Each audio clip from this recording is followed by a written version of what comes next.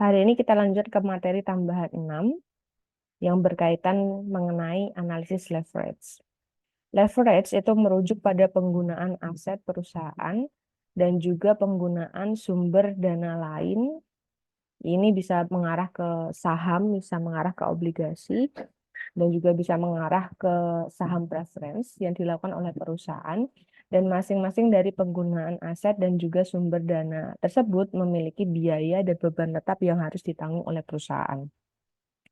Nah, tujuan kita belajar terkait analisis leverage adalah untuk menganalisis bagaimana supaya keuntungan perusahaan itu lebih besar dari biaya aset dan beban tetap yang sudah dikeluarkan pada saat mereka menggunakan aset dan juga sumber dana lain tersebut.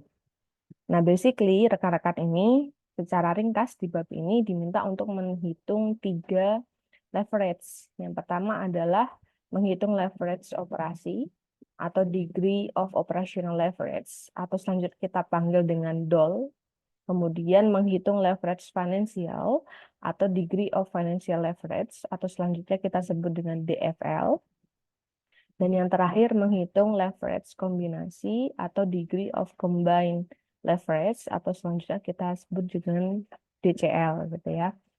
Nah, pada video kali ini kita akan membahas yang pertama dulu, yaitu menghitung leverage operasi atau degree of operational leverage, DOL ya. Leverage operasi atau DOL itu menganalisis terkait biaya tetap yang dikeluarkan oleh perusahaan pada tingkat penjualan tertentu. Nah, perusahaan biasanya mengharapkan apabila ada perubahan penjualan, itu juga akan mengakibatkan perubahan juga pada EBIT atau earning before interest and tax yang lebih besar. Jadi kalau penjualannya naik, perusahaan mengharapkan EBIT-nya juga naik menjadi lebih besar, ya. Nah, sebuah alternatif itu dikatakan sangat berisiko apabila nilai DOL-nya itu semakin tinggi. Karena apa? Kalau nilai DOL tinggi, berarti perusahaan itu juga harus menanggung biaya tetap yang tinggi juga.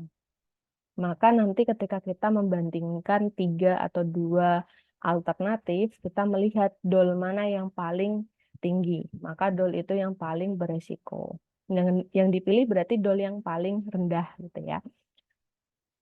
Nah, rumus untuk DOL sendiri itu ada banyak, tapi kita menggunakan salah satu rumus saja. Nah, di kasus ini saya berikan contoh penggunaan untuk semua rumus gitu ya. Yang pertama adalah rumus yang pertama, S dikurangi VC dibagi S dikurangi VC dikurangi FC. S itu adalah penjualan, VC itu adalah total variable cost-nya atau biaya variabelnya. Kemudian FC itu adalah fixed cost atau biaya tetap. Atau kita bisa menggunakan rumus persentase perubahan EBIT dibagi persentase perubahan penjualan. Atau bisa menggunakan rumus Q kali P min V per Q kali P min V dikurangi lagi dengan FC. Nah, Q ini merujuk pada volume penjualan atau kuantitas produksinya. Kemudian P itu merujuk pada harga. Nah, V ini merujuk pada biaya variabel per unit. Jadi jangan sampai keliru untuk memasukkan nilainya. Kalau VC itu berarti total variable cost-nya sudah secara keseluruhan gitu ya. Tapi kalau V itu adalah biaya variabel per unitnya. Atau kita bisa menggunakan rumus EBIT plus FC dikurangi EBIT. EBIT itu adalah earning before interest and tax. Gunakan salah satu rumus saja. Nah, sekarang ke contoh kasus. Misal di sini ada 3 alternatif mesin yang dapat dipilih oleh perusahaan.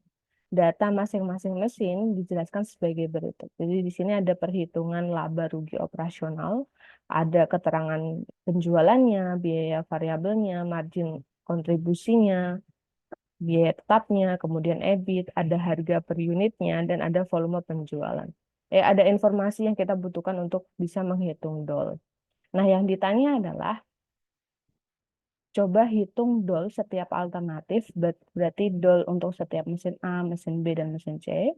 Kemudian efek dari angka DOL itu kepada EBIT apabila penjualan itu diharapkan naik sebesar 20%.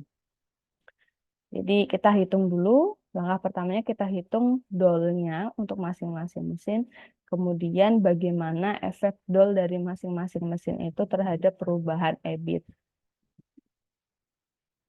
Gitu ya. Nah, coba kita ke langkah pertama. Berarti langkah pertamanya kita hitung DOL setiap mesin dulu dan hitung perubahan EBIT-nya. Kita hitung untuk mesin A dulu. Di sini saya memberikan contoh untuk semua rumus supaya rekan-rekan semua bisa lebih paham. Nah, berarti DOL A itu bisa kita cari menggunakan rumus yang pertama, yaitu penjualan dikurangi dengan variable cost dibagi penjualan dikurangi variable cost dikurangi fixed cost. Atau kita juga bisa mencari dengan kuantitas atau volume penjualan dikali harga dikurangi biaya variabel per unit atau V. Nah, karena di tabel ini hanya ada informasi terkait biaya variabel fixed cost-nya yang total, maka kita harus mencari per unitnya berapa dengan cara membagi VC dengan Q. Ya, jadi VC-nya adalah 48 juta dibagi dengan kuantitas produksi atau kuantitas penjualannya, yaitu 2.400. Maka kita dapat angka 20.000. Baru dimasukkan ke dalam rumus. Kemudian dibagi dengan 2.400 kali harga dikurangi variabel cost-nya per unit.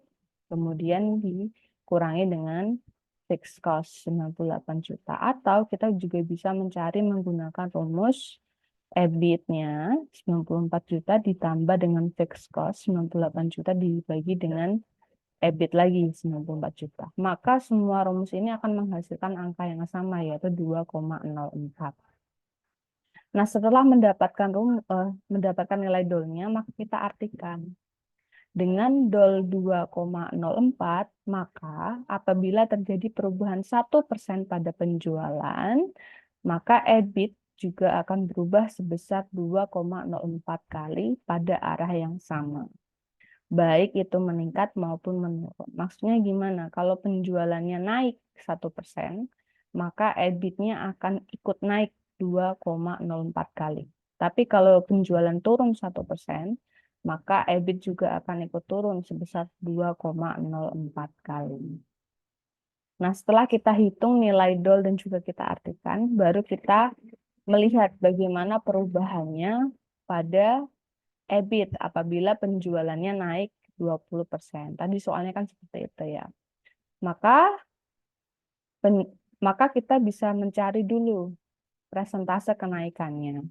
EBIT apabila penjualan naik 20%, maka EBIT juga akan naik. Jadi nilai DOL-nya 2,04 dikalikan dengan kenaikan penjualan 20%. Yaitu menjadi 40,8%. Jadi apabila penjualan naik 20%, maka EBIT juga ikut naik sebesar 40,8%. Kemudian kita hitung perubahan kenaikan EBIT-nya. Dengan cara tadi persentasenya 40,8% dikalikan dengan EBIT mesin A. Kemudian kita dapatkan angka 38.352.000 rupiah. Baru kita totalkan. Perubahan ditambah dengan EBIT mesin A. Itu berarti di sini EBIT-nya 94 juta ditambah 38 juta sekian, maka kita dapatkan angka 132.352.000 rupiah. Jadi kalau misalnya ada peningkatan penjualan 20%, maka EBIT akan naik sebesar 40,8% dengan total kenaikan 132.352.000 rupiah. Ini untuk mesin A. Jadi langkah pertamanya kita hitung DOL-nya dulu, kemudian kita artikan, baru kita lihat perubahannya pada EBIT seperti apa kalau penjualannya tadi naik sebesar 20%. Itu baru mesin A. Mesin B juga dilakukan dengan cara yang sama, kita hitung DOL-nya, di sini kita dapatkan 2, kemudian kita artikan, kemudian kita lihat perubahannya pada EBIT juga. DOL C juga sama. Kita hitung DOL-nya, kita artikan, kemudian kita lihat perubahannya pada EBIT kalau penjualan naik 20%. Nah, kalau sudah, kita bisa memilih dari mesin A, B, C, mana mesin yang paling beresiko dan jangan sampai dipilih oleh perusahaan. Nah, berdasarkan nilai DOL, sebuah alternatif itu dikatakan berisiko kalau nilai DOL-nya tinggi. Nah, di sini kita lihat mesin C itu menghasilkan DOL yang lebih tinggi daripada mesin-mesin yang lain, yaitu 2,5. Berarti bisa kita simpulkan bahwa mesin C itu lebih berisiko daripada mesin A dan mesin B karena nilai DOL-nya lebih tinggi, sehingga mengakibatkan perusahaan juga harus menanggung biaya tetap yang tinggi juga. Jadi itu untuk perhitungan leverage operasi atau DOL.